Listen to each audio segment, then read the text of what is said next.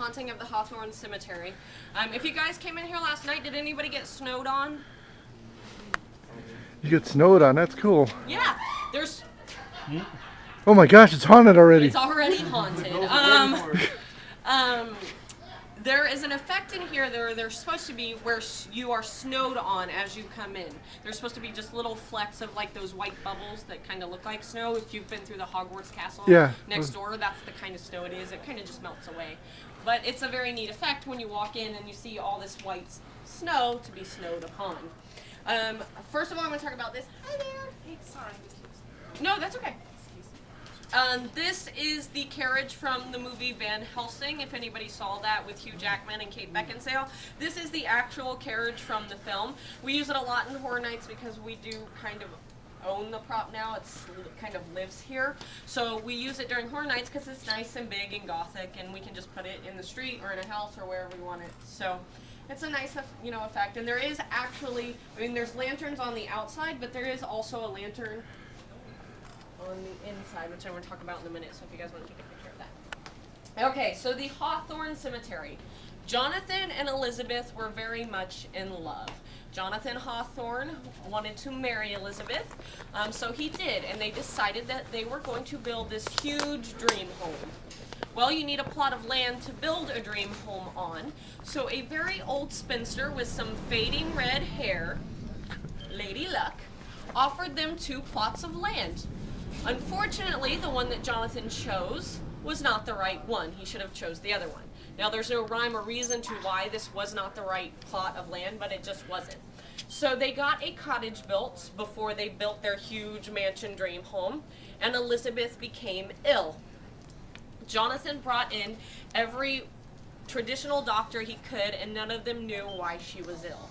So he brought in a non-traditional type doctor, somebody that dealt more with potions and things of that nature. He brought this man in. His last name was Trumbull. He brought him in, and unfortunately, Elizabeth still died. Now, when Elizabeth died, this Mr. Trumbull man, this type of doctor, embalmed her with this special type of fluid. When he embalmed her with this fluid, her soul could not rest. It would always be up, couldn't stay down, can't keep a dead horse down, I don't know. Anywho, she would always rise. So, Jonathan decided to make this into a memorial garden. Well, people started dying, and when people die, a memorial garden turns into a cemetery. That's just what happens when you got dead bodies. They just can't be laying around, so you have to put them in a cemetery. Well, this is the Hawthorne Cemetery because Jonathan in 1834 shot himself because he couldn't live with Elizabeth's death anymore.